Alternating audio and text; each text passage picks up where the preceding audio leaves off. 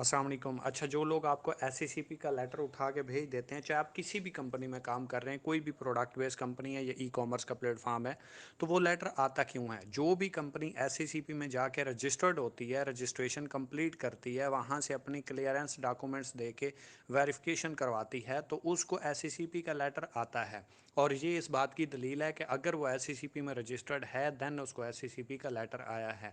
अब ये लेटर आता क्यों है कि कोई भी कंपनी जब रजिस्टर्ड होती है या मार्केट में आती है, काम करती है, तो दूसरी कंपनियों के जो लीडर होते हैं या दूसरी कंपनियों में साइटों में जो लोग काम कर रहे होते हैं, तो वो कंपटीटर कहलाते हैं। वो एप्लीकेशंस देते हैं, वो दरख्वास्तें देते हैं, वो रिपोर्ट करते हैं, जिसके ऊपर एससीसीपी जो है एक्शन लेती है और वो कहती है कि भाई आपके खिलाफ कंप्लेंट्स आ रही हैं, आप अपने आप को आके जस्टिफाई करो।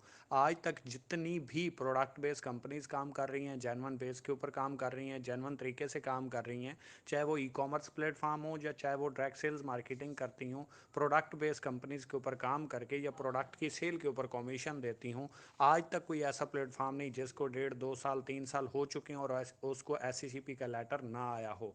तो इसलिए ये तो एक कॉमन सी बात है, और कोई भी एक जेन्युइन लीडर जिसको कंपनीज का पता है, जिसको एससीसीपी का पता है और जिसको इसके रूल्स एंड रेगुलेशंस का पता है, वो ये बात ही नहीं करता। ये बात कौन करते हैं? जाहिल लोग, जिनको मुकम्मल इन्फॉर्मेशन नहीं होती, जिनको ये कहा जाना कि भाई आपका कान कुत्ता ले गया तो वो कुत्ते के पीछे भाग पड़ते हैं, अपने कान को नहीं संभालते।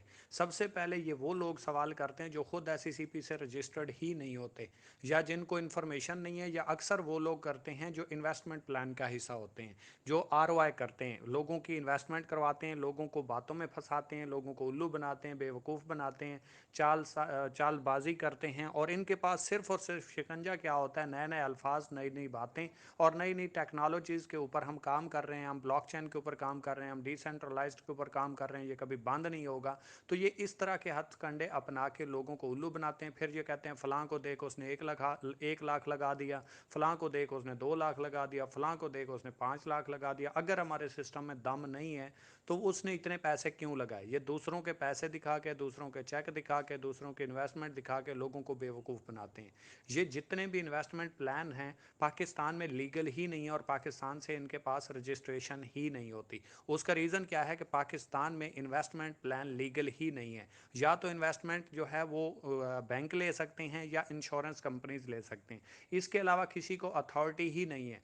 ये भाई साहब जो भी आपको एससीसीपी का लेटर उठा के भेजते हैं, तो आपके पास सबसे पहली इस बात की दलील आ जानी चाहिए कि कम अज़ कम आप एससीसीपी से रजिस्टर्ड हैं, जिसकी ये बात कर रहे हैं, तभी आपको लेटर आया है ना। और वो जस्टिफिकेशन के लिए आया। आज तक जितनी कंपनीज हैं उन तमाम को गया, और जितनी प्रोडक्ट बेस हैं वो सब की सब चल रही हैं। उसके पीछे रीज़न क्या है? कि वो सेल पे प्रॉफिट देती हैं, और सेल पे प्रॉफिट देना जायज़ है, लीगल है, वो इलीगल नहीं है। जो इलीगल है पाकिस्तान में वो इन्वेस्टमेंट है, और ये लोग इसी इन्वेस्टमेंट को लीगल बनाने के लिए मुख्तलिफ तरह के हथकंडे, मुख्तलिफ तरह की ट्रेनिंग्स, नए नए अल्फाज सीनियर से ये सीखते हैं, फिर लोगों के ऊपर अप्लाई करते हैं। जैसे एक अननोन बंदे को किसी भी चीज़ की शक्ल दिखा दी जाए, जो एक पंखे को नहीं जानता, उसको कहा जाए ये पंखा होता है, इसके नीचे से पर होते हैं, ये ऐसे घूमता है, और ये जो है लोगों को हवा देता है, ये एसी भी यही है, तो ये इस तरीके से लोगों को फैसिलिटेट करता है। जो लोग नहीं जानते तो वो वाकई समझ लेंगे। उनके सामने जेन्युइन चीज़ रख दी जाए, वो कहेंगे नहीं नहीं नहीं नहीं नहीं, ये नहीं है। पंखा तो वो है जो उस भाई ने कहा था, जिसके नीचे से पर लगे हुए हैं और वो हवा में उड़ता है। तो इसलिए जिस बंदे को इस चीज़ का, इस इंडस्ट्री का पता नहीं है, तो वो इनकी बातों में आ जाता है। और आज तक याद रखें, ये जो 1 2 लाख रुपए की इन्वेस्टमेंट दिखा के लोगों को मोटिवेट करते हैं कि हमारा सिस्टम इतना पावरफुल है, तो लोगों ने 10 10 20 20 लाख, 50 लाख, 1 1 करोड़ रुपए भी इन्वेस्ट किया है, तो वो साइटें किधर हैं? वो इन्वेस्टमेंट प्लान्स किधर हैं? जो पाकिस्तान में लीगल तक नहीं है, जो एससीसीपी एफबीआर एक्नॉलेजमेंट से रजिस्टर्ड तक नहीं है, पाकिस्तान के इदारे उसको मानते नहीं है, उसको लीगल करार नहीं देते, वो लोग पाकिस्तान की तकदीर को बदलने निकले हैं। वो लोग लोगों को कैरियर देने के लिए निकले हैं।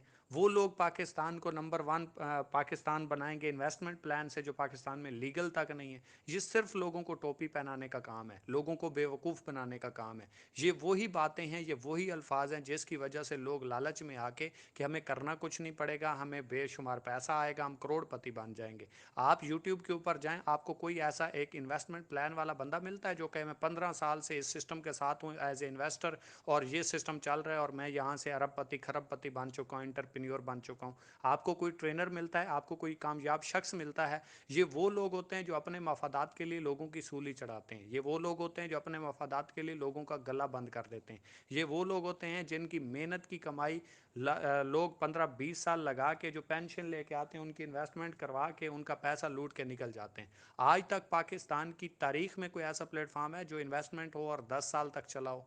आज तक जो भी पाकिस्तान की तारीख में चल रहे हैं वो प्रोडक्ट बेस हैं, वो जेन्युइन बिजनेस हैं, वो सेल पे प्रॉफिट देते हैं। मेरे भाई हलाल कमाना पड़ता है, हराम जो है ना वो मिल जाता है।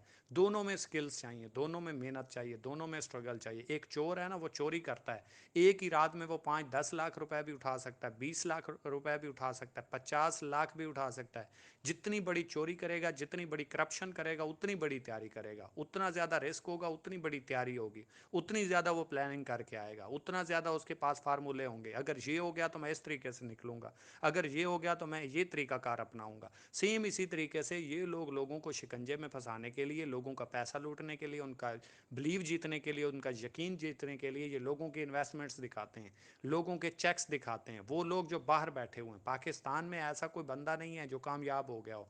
ये क्या करते हैं फिर, कुछ जो पहले पहले इन्वेस्टर आए जिनके नीचे लाखों लोग काम कर रहे हैं और उनको चलें दाल रोटी आ रही है या कुछ पैसे कमा रहे हैं, जो वो भी कुछ टाइम के लिए, क्योंकि कैरियर में और पैसे कमाने में फ़र्क होता है। पैसा कमाया जा सकता है 1 से 2 3 4 साल के लिए, कैरियर होता है कि आपने एक बार मेहनत की, स्ट्रगल की, सिस्टम बनाया, अब आपको उस वो सिस्टम पैसे देता रहे। ये तो कोई कैरियर नहीं ना, 5 साल आपने काम किया, पैसा कमाया, फिर आप ज़ीरो हो गए, फिर आपको ज़ीरो से काम स्टार्ट करना पड़ेगा। तो ये तो एक थर्ड क्लास थकी हारी कार की मिसाल है, जिसका हर 5 साल के बाद इंजन चेंज हो और फिर वो चले, फिर वो धक्के स्टार्ट हो जाए।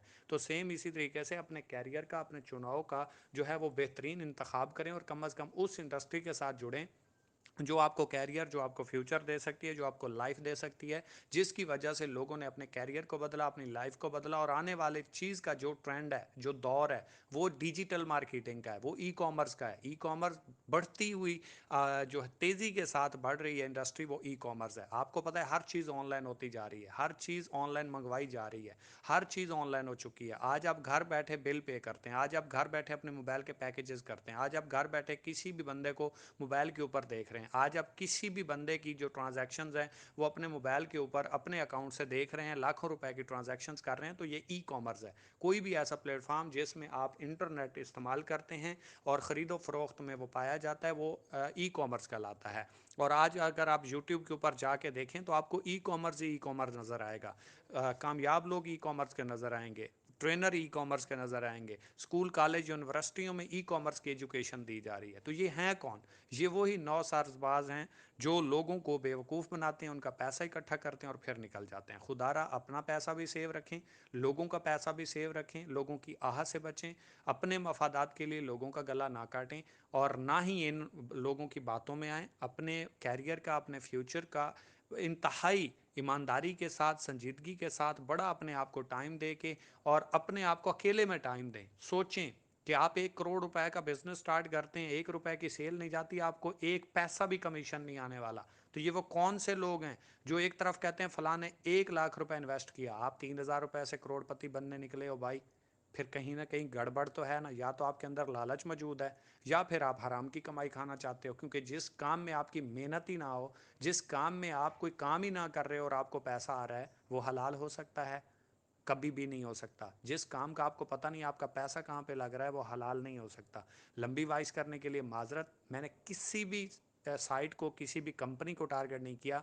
मैंने सिर्फ उन फ्रॉडियों को, 2 नंबर लोगों को, टोपी पहनाने वाले लोगों को, झूठ बोलने वालों को, लोगों के कैरियर के साथ खेलने वालों लोगों को क्लियर करने की और सामने लाने की कोशिश की है। बाकी कोई भी मेरी बात बुरी लगी हो उसके लिए माजरत। ज़िंदगी में कभी भी अगर आपने बिजनेस करना है तो इन्वेस्टमेंट प्लान नहीं करना, प्रोडक्ट बेस करें जिसमें कम अज़ कम आपके टर्नओवर के ऊपर आपको पता हो, हाँ मैंने ये सेल दी है, कंपनी की प्रोडक्ट सेल हुई है और उसके ऊपर मुझे कमीशन मिला है। और कोई भी जेन्युइन प्लेटफॉर्म आपसे इन्वेस्टमेंट नहीं लेगा। वन टाइम आपको कहेगा हमसे आएँ, प्रोडक्ट लें, शॉपिंग करें, उस शॉपिंग के ऊपर हम आपको डिस्ट्रीब्यूशन गिफ्ट करते हैं। उसके बाद अपने लिए प्रोडक्ट लेंगे तब भी डिस्काउंट मिलेगा, और अपने रेफरेंस से किसी भी दोस्त को सेल कर देंगे तो उसके ऊपर भी आपको कमीशन मिलेगा, जो कि जेन्युइन बिजनेस है। जेन्युइन बिजनेस हमेशा सेल पे प्रॉफिट होता है और ये ही लीगल है। आप 136 साल, 64 साल, 40 साल, 35 साल, 30 साल जो प्लेटफॉर्म काम कर रहे हैं, वो प्रोडक्ट बेस हैं, वो सेल पे प्रॉफिट देते हैं। मैं किसी को गाली नहीं दे रहा, किसी को बेवकूफ़ नहीं कह रहा। ये इन्वेस्टमेंट प्लान वाले इस हद तक गिर जाते हैं कि ला इलाहा इल्लल्लाह मोहम्मद रसूलुल्लाह पढ़ने वालों को गालियां देते हैं, बेवकूफ़ बोलते हैं, चवल बोलते हैं, गाली पे गाली देते हैं। इनकी तरबियत ऐसी की जाती है। इनके लिए ईमान, दीन, धर्म सिर्फ पैसा होता है, लेकिन बिजनेसमैन की ये निशानी नहीं है, बाशऊर इंसान की ये निशानी नहीं है।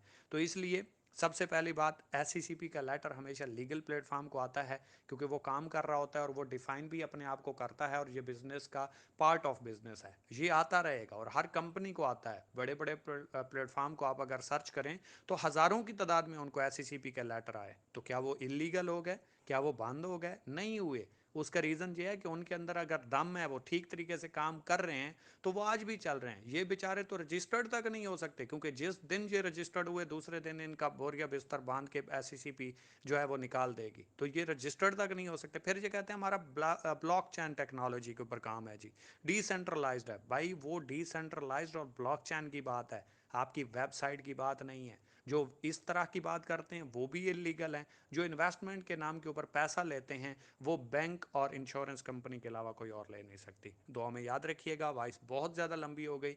मैं समझता हूँ कि इससे अगर डबल भी वॉइस हो जाए, अगर आपके कैरियर की बात है, आपके फ्यूचर की बात है, मैं कभी नहीं कहूँगा आप हमारे सिस्टम का हिस्सा बने, किसी भी प्लेटफॉर्म का हिस्सा बने, आप जेन्युइन प्लेटफॉर्म का हिस्सा बने। जो भी कंपनी प्रोडक्ट बेस के ऊपर काम कर रही है, प्रोडक्ट सेलिंग के ऊपर काम कर रही है, आपको सेल के ऊपर प्रॉफिट देती है, वो आपके साथ धोखा नहीं करेगी। आपका 1 रुपया इन्वेस्टमेंट के ऊपर नहीं लगा हुआ था। लोगों की आह नहीं लगती, लोगों की बात दुआएं नहीं लगती। इन लोगों की बातों से, इन्वेस्टमेंट से, लाखों रुपए के चेक देखने से साइड पे रहें, और अपने कैरियर का, अपने प्यारों के कैरियर का, अपने दोस्तों के कैरियर का, अपनी टीम के कैरियर का, अपने जो आपके क्लोज फ्रेंड्स हैं या नहीं भी जानते जिनको आपकी जिम्मेदारी है उनके कैरियर का ख्याल रखें।